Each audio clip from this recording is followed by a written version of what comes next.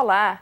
O agronegócio é uma das principais fontes de renda no semiárido brasileiro. A região, que tem tradição agrícola, aprendeu com o passar dos anos a valorizar a terra e o que ela produz. Essa valorização é um dos frutos da oferta hídrica assegurada pelo armazenamento de água nos açudes e também pela condução dessa água até os roçados, através dos caminhos mecânicos que cortam o sertão com os perímetros irrigados.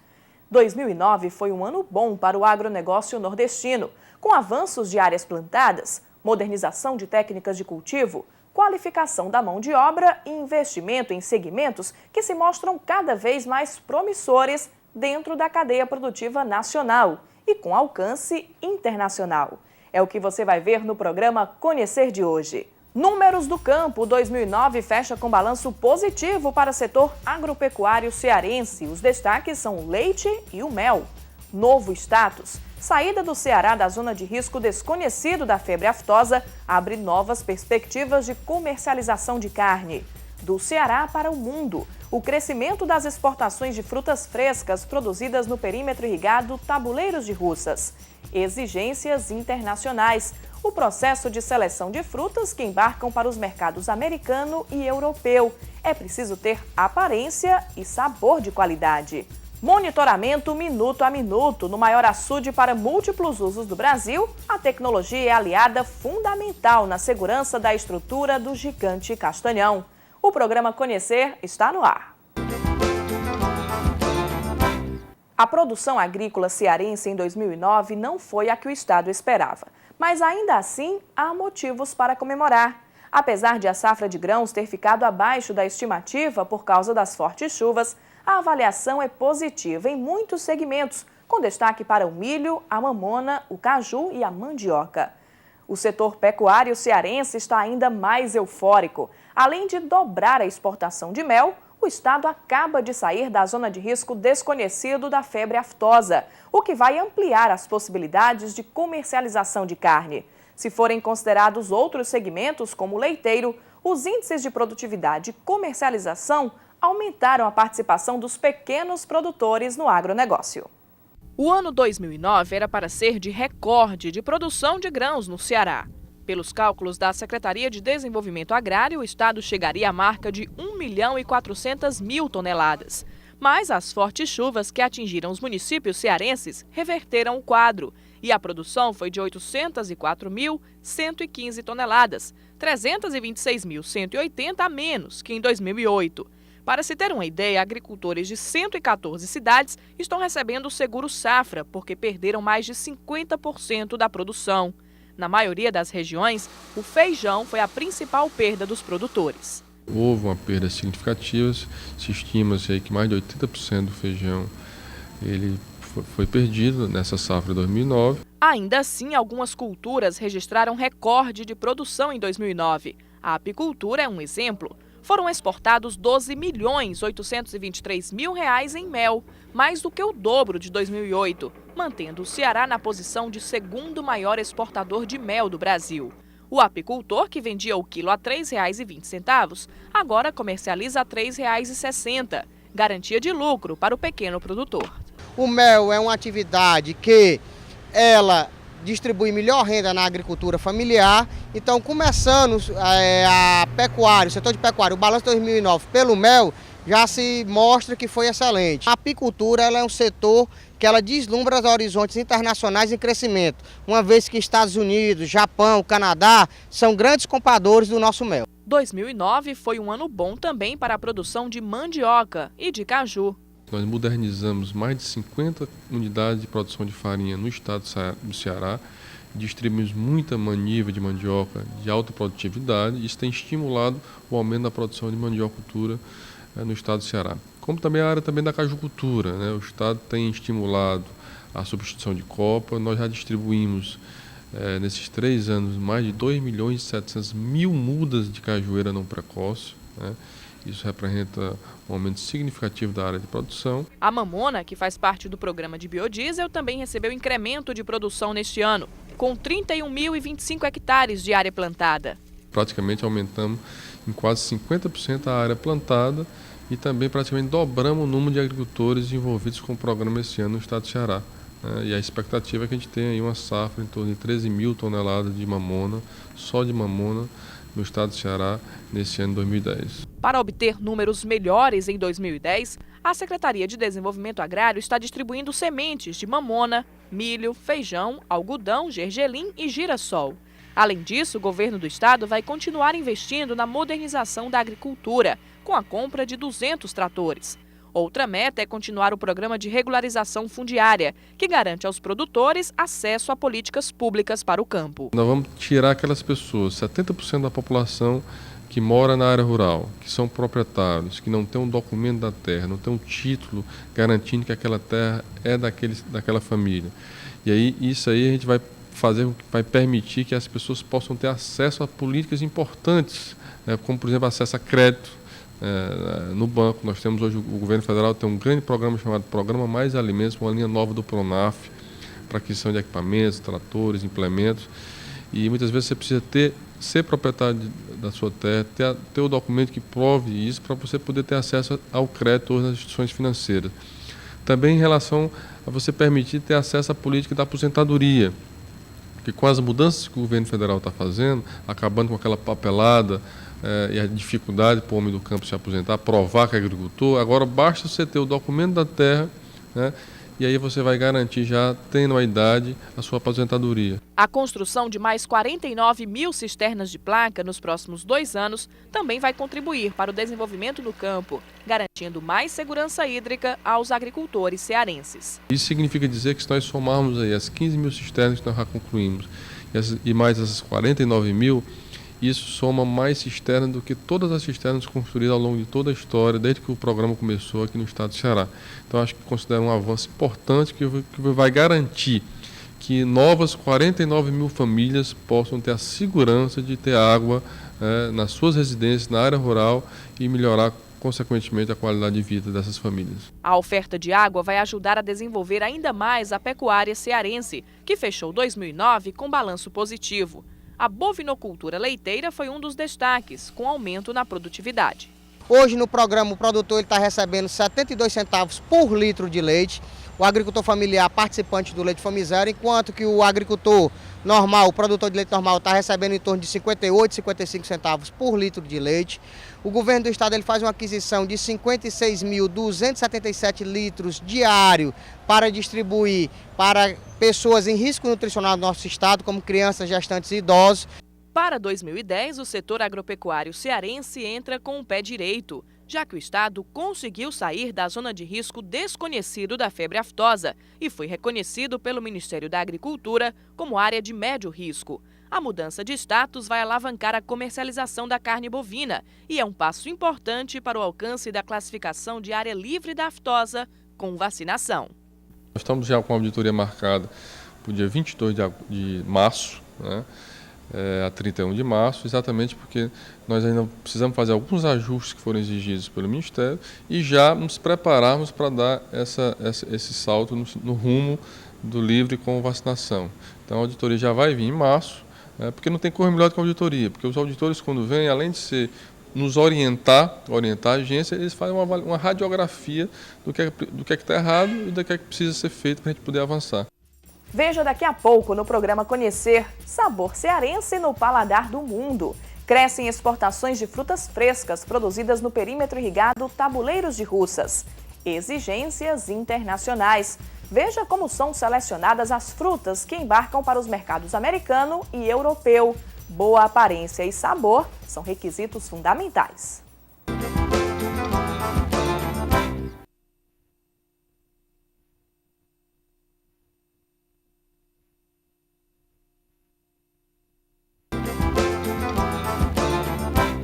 Boa parte da produção agrícola brasileira vem dos perímetros irrigados, que viraram referência produtiva, principalmente no semiárido. De lá saem alimentos para as mesas de brasileiros e estrangeiros.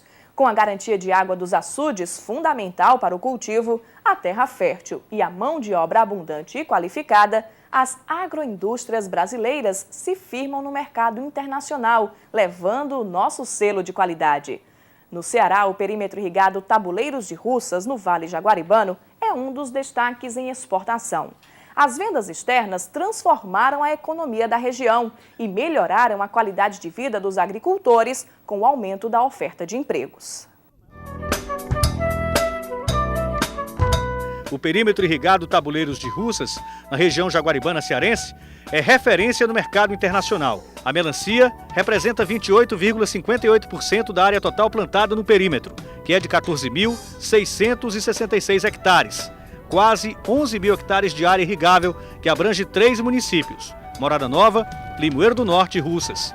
Só nesta área são 450 hectares de melancia, com 3 tipos da fruta. A Leopard, mais voltada para o mercado interno, e a Boston e a Shadow, do tipo exportação.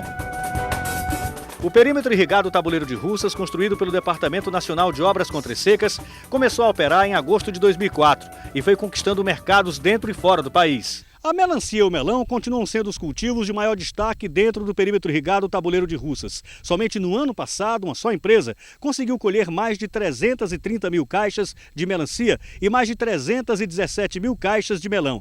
Todas essas frutas foram exportadas para o mercado europeu e para a América do Norte. Além da localização do estado, que facilita o escoamento, a qualidade dos produtos também fidelizou clientes. O perímetro é um dos principais exportadores do Ceará. 90% de tudo que é produzido no distrito de irrigação cruzam as fronteiras brasileiras. A demanda é tanta que grandes empresas se instalaram aqui e montaram estruturas modernas de exportação. A produção do Tabuleiro de Russas é uma das que contribuem para o saldo na balança comercial cearense. Segundo dados do Ministério do Desenvolvimento, Indústria e Comércio Exterior, o Ceará ocupa a terceira posição no ranking nacional em vendas de frutas frescas para o mercado externo. Em 2008, o estado vendeu 131 milhões de dólares, 71% a mais do que em 2007, quando os números já haviam registrado um incremento de 60% em relação a 2006. O melão continua no topo da lista de exportações da fruticultura. As vendas em 2008 somaram 85 milhões e 700 mil dólares. O abacaxi vem em segundo, com 14 milhões e 300 mil dólares. E a melancia vem logo depois, com 12 milhões e 300 mil dólares. Só no perímetro irrigado Tabuleiro de Russas foram produzidas em 2008 34 milhões 586 mil e 16 toneladas de frutas, com valor bruto de 13 milhões e 100 mil dólares, o equivalente a 30 milhões e 900 mil reais. Representou 9% de toda a exportação de frutas frescas no Ceará. Os números geraram impactos financeiro e social. A demanda externa aumentou a oferta de empregos e as oportunidades no campo, surpreendendo a economia local. No ano de 2008, pela primeira vez na história do município de Russas, a categoria de agricultura superou a categoria de calçados. Isso foi importantíssimo para a região. É muito mais gente empregada, é muito mais mão de obra disponível no mercado, é a geração de emprego e renda como um todo nos municípios ao entorno.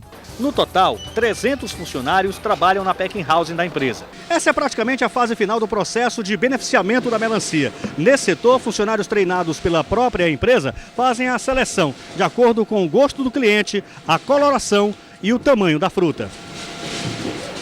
O cliente, quando compra a fruta para a gente, não compra só a fruta, compra o tamanho da fruta, compra a qualidade da fruta, certo? Aí a gente separa aqui por tamanho essa fruta, certo? Por tamanho, por peso e por coloração, certo? Essa fruta, a gente fazendo esses 3 critérios de seleção, com certeza ela vai chegar ao cliente do jeito que a gente combinou. O peso ideal para o padrão internacional é de 3 kg a 3,5 kg.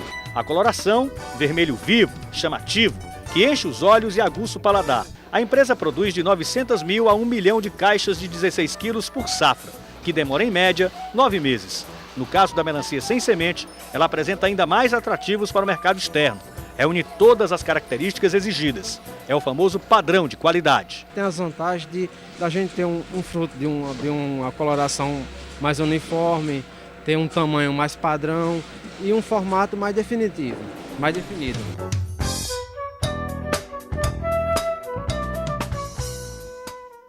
Veja daqui a pouco a importância social e a grandiosidade da construção à manutenção fazem do açude Castanhão sempre monitorado. No maior açude para múltiplos usos do Brasil, a tecnologia é aliada fundamental para garantir que nada abale uma das maiores obras da engenharia moderna no país.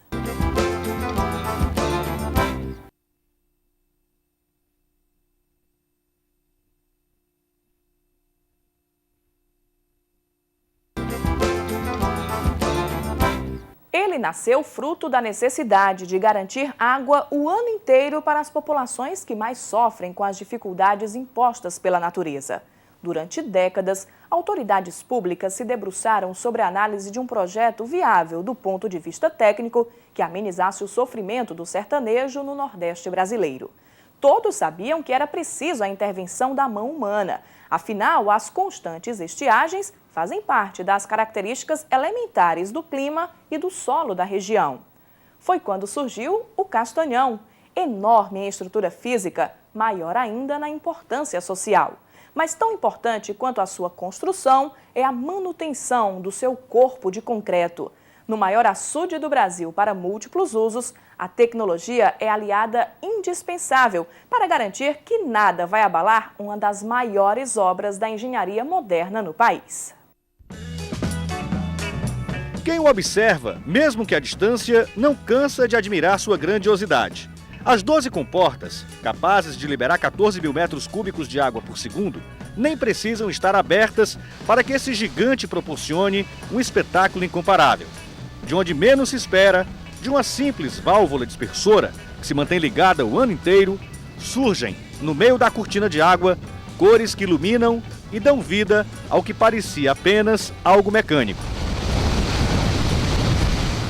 A parede de concreto, que tem 1.200 metros de extensão e que se ergue a uma altura de 60 metros a partir do nivelamento da fundação, foi feita para represar 6 bilhões e 700 milhões de metros cúbicos de água. Esse é o maior açude público do país. A bacia hidráulica do Castanhão ocupa uma área de 45 mil hectares, proporcionando um espelho d'água de 325 quilômetros quadrados. Construído pelo Denox para abastecer as cidades do Baixo Jaguaribe e conter as enchentes que antes aconteciam na região, o reservatório, que já contribui para a manutenção da sustentabilidade hídrica do Ceará, terá outro papel fundamental no contexto histórico do combate às secas no Nordeste brasileiro. O Castanhão, que está pronto para receber as águas do Rio São Francisco, será o pulmão do projeto de integração de bacias do governo federal. São tantos os seus usos que não há quem duvide da importância social do açude. Mas tão importante quanto a construção é a manutenção da barragem. Por isso, diariamente, especialistas fazem um monitoramento geológico do terreno onde está instalado o complexo do Castanhão. Equipamentos modernos registram cada detalhe do comportamento do solo. O Castanhão possui um criterioso sistema de segurança, que começou a ser desenvolvido na própria concepção do projeto. Para garantir a segurança do reservatório, que absolutamente nada vai abalar a sua estrutura física, 7 instrumentos de precisão geológica estão distribuídos ao longo da área do açude. O Denox tem um acompanhamento da bacia hidráulica do Castanhão desde 1984, quando já havia um histórico de ocorrências sísmicas na região e o projeto do complexo começava a se consolidar. Os engenheiros precisavam ter certeza sobre que dificuldades poderiam ter pela frente. Acompanhados do coordenador-geral do complexo do Castanhão, nossa equipe foi conhecer de perto um dos equipamentos instalados em pontos estratégicos nas proximidades do açude. Chegamos à fazenda de Dona Lúcia Almeida, uma casa simples, casa de sertanejo, ou melhor, de sertaneja, que se transformou em especialista na leitura de sismogramas. Alguns metros adiante, Dona Lúcia nos leva a um instrumento que mudou a vida dela e que dá garantia de segurança ao Castanhão. O sismógrafo está localizado em plena caatinga, protegido por 2 caixas para evitar danos pelo calor. Esse é o único equipamento analógico do sistema. Os outros 6 sismógrafos são digitais. A agulha passeia calmamente sobre o papel, sinal de que está tudo tranquilo. Dona Lúcia fica atenta a todos os detalhes. Ler os dados, diz a sertaneja, não é tão complicado agora. Essa folha é branca.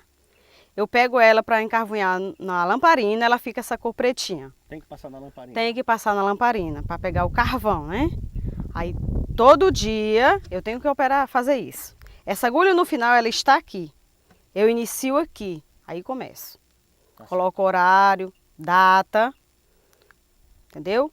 Aí, quando eu tiro ela, ele já está bem completinho aqui. Vou, levo para o processo. É um verniz. Daqui do comecinho, Dona Lúcia, até lá dá mais ou menos quanto tempo? 24 horas. Ah, são 24 horas? São 24 horas. 24 horas. Eu tenho que mudar antes de parar, porque aí perde tempo, né? Às vezes dá um tremor, aí eu já perco. Tá certo. O tremor, quando o tremor acontece, há uma alteraçãozinha lá. Ah, e como ela fica desse jeito. entendeu? Treme, e você vê logo que é uma coisa diferente. Lúcia revela que acompanhou tremores recentes. Teve mesmo os tremores. Mas esse mês, graças a Deus, ainda nenhum problema, né? Não, um pouquinho e leve, bem leve. Inclusive, abaixo da minha casa teve um tremorzinho. Nada de susto, explica o coordenador-geral do Complexo do Castanhão, que semanalmente acompanha todos os dados do sismógrafo analógico. As leituras dos sismógrafos digitais são repassadas diretamente para a Universidade Federal do Rio Grande do Norte. Segundo Ulisses de Souza, ocorrências sísmicas são comuns em barragens como o Castanhão. Sempre que nós temos reservatório de grande porte, se espera esses sismos, que são sismos induzidos, ou seja, o peso da água sobre a rocha faz com que exista acomodação da rocha e apareçam os sismos induzidos. O sismo natural ele é oriundo geralmente de falha geológica.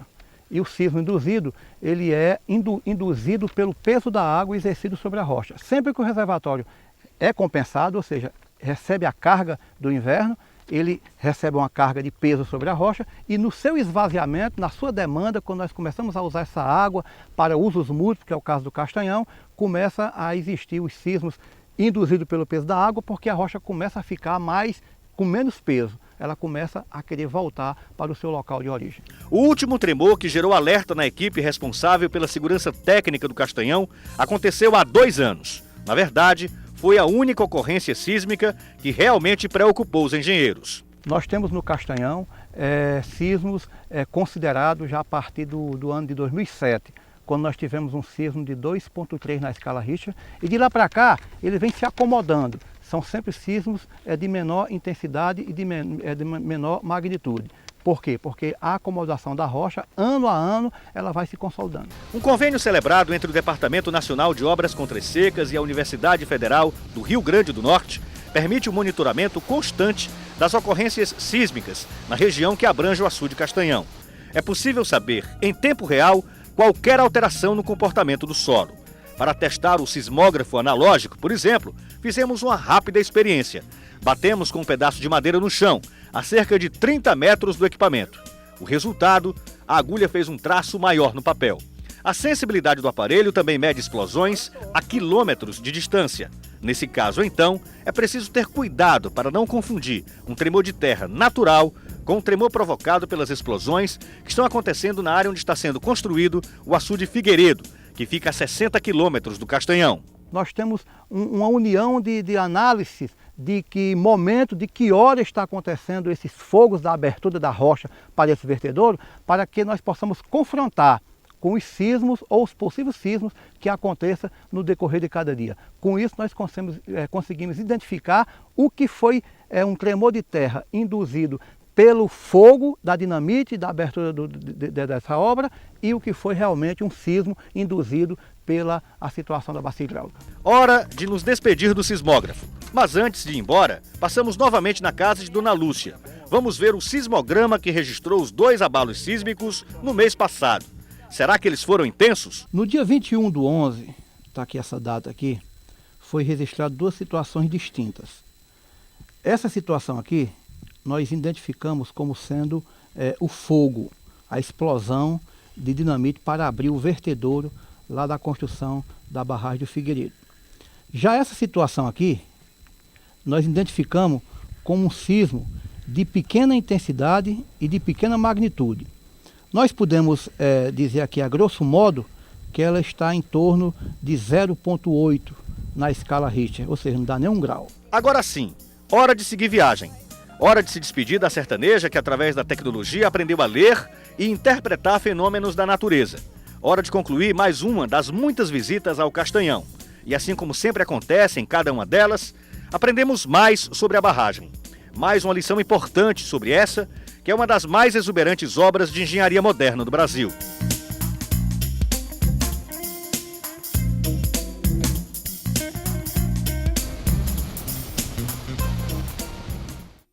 O programa Conhecer fica por aqui. Para se comunicar conosco, mande uma mensagem para o endereço eletrônico conhecer@tvdiario.tv.br.